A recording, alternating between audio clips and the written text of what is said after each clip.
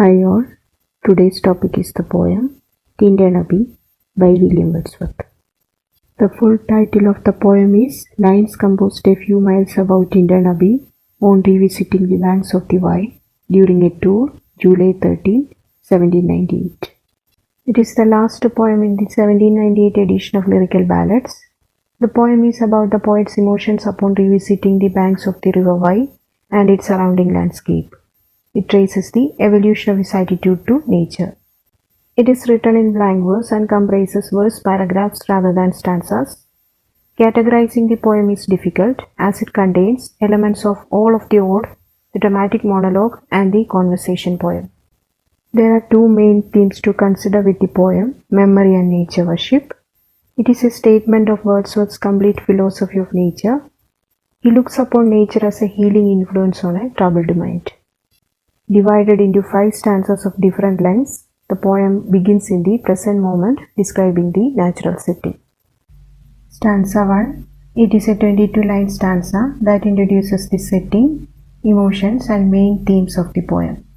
Wordsworth begins the poem with the declaration that 5 years have passed since he last visited the place. We are given a vivid description of the scene visited by the poet. After an interval of 5 years, he again hears those waters rolling from their mountain springs with a soft inland murmur. Those steep and lofty cliffs are still there. Sitting under the dark sycamore tree, Wordsworth views the plots of cottage ground and the orchard tufts. The hedgerows and pastoral farms are green and lovely. He says that all these beautiful objects of nature still attract him. He has been able to reflect on the loveliness of these natural objects.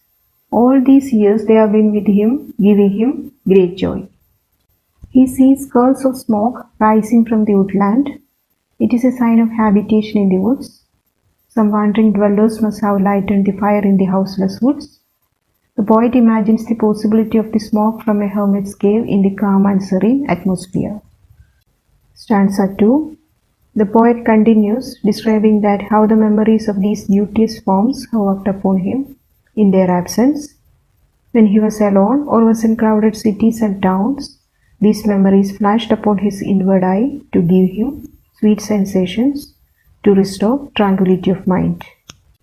The poet believes that his experiences with the natural world have impacted the way he behaves, making him a better and kinder person. The nature around Tintern Abbey had a philosophical influence on Wordsworth.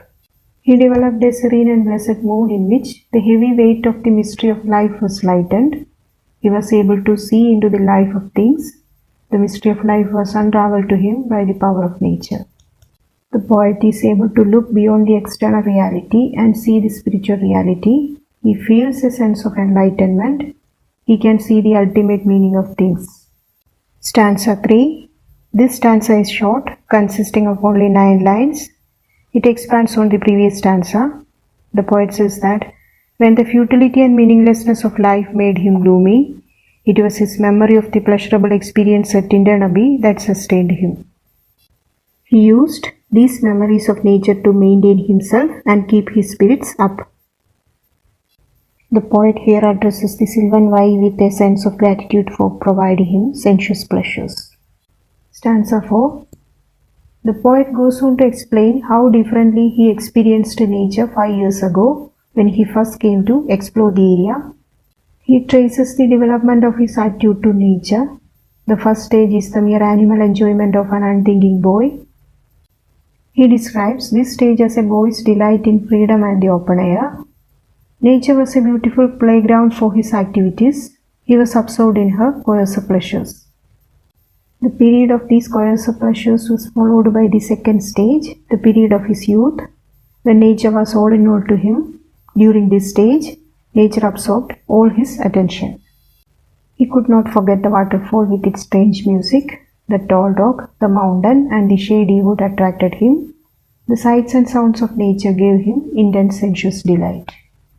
This period is now over, and he has reached another stage. Now the poet is able to identify a spiritual presence in nature.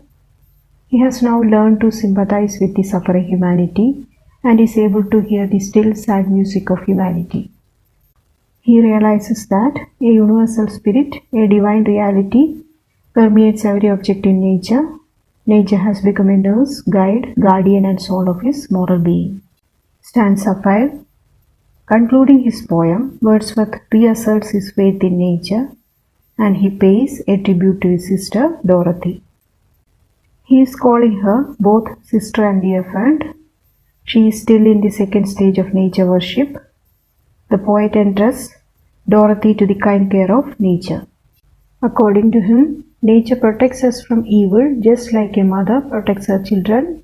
She never betrays or lets down her true devotees. The poet feels confident that the divine power in nature will be a source of comfort to Dorothy when she is in solitude, grief, or pain. When she walks alone, the moon will shine upon her and the mountain winds will blow against her. The poet says that nothing will shake their faith and all that they see is full of blessings. In this poem, Wordsworth has carefully analyzed the stages of his spiritual development with nature. It is written in a meditative mood and it enlightens the readers on the awesome power and depth of nature which Wordsworth has discovered in his trials and tribulations upon the earth. That's all for today. Thank you for watching.